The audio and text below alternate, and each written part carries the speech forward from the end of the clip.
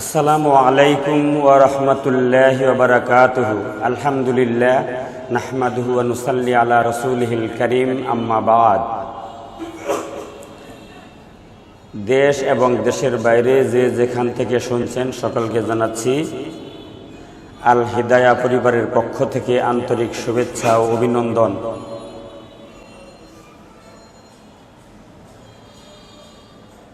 আমাদের ঈদুল আজহা একেবারে সন্নিকটে, কুরবানির ঈদ। এজন্য আমরা আরবি তারিখগুলো গণনা শুরু করতেছি। যখন কোনো পর্ব আসে, ঈদ, রোজা, এই সমস্ত বিষয় আসে, তখন আমরা চাঁদ দেখা এবং আরবি তারিখ গণনার চেষ্টা করি। অন্য সময় আমরা আরবি তারিখগুলো এড়িয়ে যাই। এই আরবি, ইংরেজি, বাংলা এই তিনটা তারিখের মধ্যে একটু ডিফারেন্স রয়েছে, তফাৎ রয়েছে। এই বিষয়টি আমি আপনাদের সম্মুখে একটু খোলাসা করতে চাচ্ছি। তাহলে এই যে আমরা প্রথমে বাংলাদেশ যেহেতু, এজন্য বাংলা তারিখটা নিয়ে আলোচনা করি। বাংলা ফজরের নামাজ থেকে, অর্থাৎ সূর্য উদয়ের সাথে সাথে দিনের শুরু হয়, আর দিন শেষ হয় পরবর্তী দিন আবার সূর্য ওঠার সাথে সাথে। এইভাবে দিনের 24 ঘন্টা পার হয়ে যায়। আরবি মাগরিবের নামাজ, অর্থাৎ যখন ইফতারের টাইম হয় তখন থেকে আরবিতে দিন শুরু হয়। মানে আরবিতে রাত আগে আসে আর দিন পরে আসে।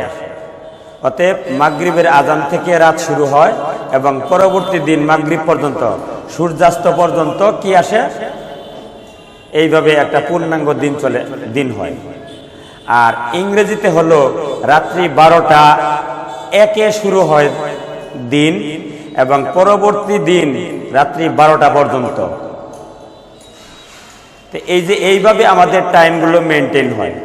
এখন চলছে 2024 ইসাই সন।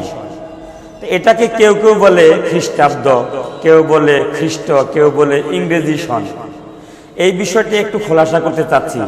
আসলে এই সনটি আমাদের নবী হযরত ঈসা আলাইহিস সালাম, যিনি আমাদের নবী মুহাম্মদ সাল্লাল্লাহু আলাইহি সাল্লামের আগের নবী ছিলেন, তার জন্ম থেকে শুরু করে তিনি বর্তমানে যে ফিলিস্তিন নিয়ে যুদ্ধ হচ্ছে, ফিলিস্তিনের বেথেলহামে জন্মগ্রহণ করেন 2024 সালের আগে। মানে এখন থেকে তার জন্মের বয়স হলো 2024 বছর। তাহলে এটাকে ঈসাই সন বলা হয়। ঈসা আলাইহিস সালামের জন্ম থেকে যে সন, তাকে বলা হয় ঈসাই। মুসলমানরা এটাকে আর কখনো ইংরেজি এবং খ্রিস্টাব্দ বলবে না। মুসলমানরা তাদের আলাদা স্বতন্ত্র স্বকীয় কৃষ্টি কালচার রয়েছে, আর তা হলো মুসলমানরা বলবে 2024 ঈসাই, 2024 খ্রিস্টাব্দ নয়, 2024 ইংরেজিও নয়। এটা আমাদের বলতে হবে। ঈসা আলাইহিস সালাম আমাদের নবী ছিলেন এই কারণে। আর বাংলা সনের প্রবর্তক হলেন সম্রাট আকবরের একজন কাছের লোক ফতেউল্লাহ সিরাজি। তিনি ওই নতুন একটা সন আবিষ্কার করেন। সেটি হলো, তখন এটা ফসলের জন্য এই সনটির মাস, মানে ফসল ফলানোর জন্য বীজ, চারা রোপণ, গাছ পরিষেবা, ফল ফসল সংগ্রহ, ধান আবাদ ইত্যাদির জন্য যে সন তৈরি করা হয় সেটা হলো বাংলা সন।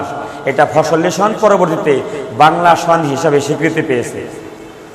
আর আরবি সন আমাদের নবী হযরতে মুহাম্মদুর রাসূলুল্লাহ সাল্লাল্লাহু আলাইহি সাল্লাম যেদিন মক্কা থেকে মদিনায় হিজরত করেন, সেই দিন থেকে এই সন শুরু হয়েছে। হযরত ওমর রাদিয়াল্লাহু তাআলা আনহু এই সন প্রবর্তন করেন যে রাসূল সাল্লাল্লাহু আলাইহি সাল্লাম যেদিন হিজরত করেন সেদিন থেকে এটা হিজরি সন হবে। এখন যেহেতু 1400 সন হয়েছে, আমরা বলতে পারি এটা 1400 বছর আগে তিনি হিজরত করেছিলেন, 1400 বছরের বেশি। এভাবে আমাদের এই সনগুলো নির্ধারিত হয়। হিজরি সনকে অনেকে আরবি সনও বলে। তাহলে আমাদেরকে এভাবে বুঝতে হবে ইংরেজি, বাংলা, আরবি। এখন ইংরেজি সাথে এখানে লিপিয়ার একটা বিষয় রয়েছে, হিসাব অ্যাকুরেট রয়েছে। বাংলায়ও আমাদের বাংলাদেশের ভাষা বিজ্ঞানী, পৃথিবীর একমাত্র 18 ভাষার বিজ্ঞানী ডক্টর মোহাম্মদ শহীদুল্লাহ, একটি বাংলা দিনপঞ্জিকা রচনা করেছেন, তিনি ইংরেজির মতো করে সুন্দর করে এটিকে তৈরি করেছেন, রূপান্তর করেছেন। আর আরবি এটা কেউ তৈরি করেনি, আমাদের এই বিশ্বজাহানের মহান রব আল্লাহ রাব্বুল আলামিন চাঁদ যখন উঠান, চাঁদ দেখার উপর নির্ভরশীল হলো এই আরবি বা হিজরি মাস সন। এটা যেদিন যে চাঁদ উঠবে ওই দিন থেকে তা শুরু হবে। অতএব মানুষের এটা আবিষ্কারের বা চিন্তা করার কোনো সুযোগ নাই। আমরা রমজানের চাঁদ দেখে রমজানের রোজা রাখি, আবার ঈদের চাঁদ দেখে রোজা ছাড়ি। এভাবে আমরা বিভিন্ন পর্বগুলো এই চাঁদ দেখার উপর নির্ভরশীল। আরবি সনটি তার দ্বারা না, এটি আল্লাহ রাব্বুল আলামিনের চাঁদ দেখার উপর নির্ভরশীল হয়।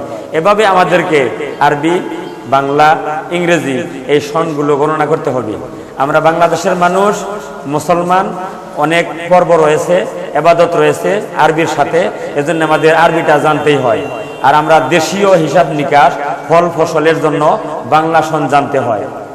আর ইংরেজি এটি ইন্টারন্যাশনাল ভাষা হিসাবে সারা পৃথিবীতে স্বীকৃত, এজন্য আমরা ইংরেজি জানি।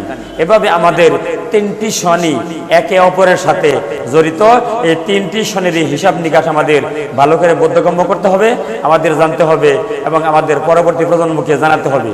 আসুন আমরা আমাদের সনগুলো সুন্দর করে হিসাব নিকাশ করে আমাদের জীবনকে আরো সুন্দরময়, আরো গতিময় করে তুলি। আল্লাহ তৌফিক দান করুন।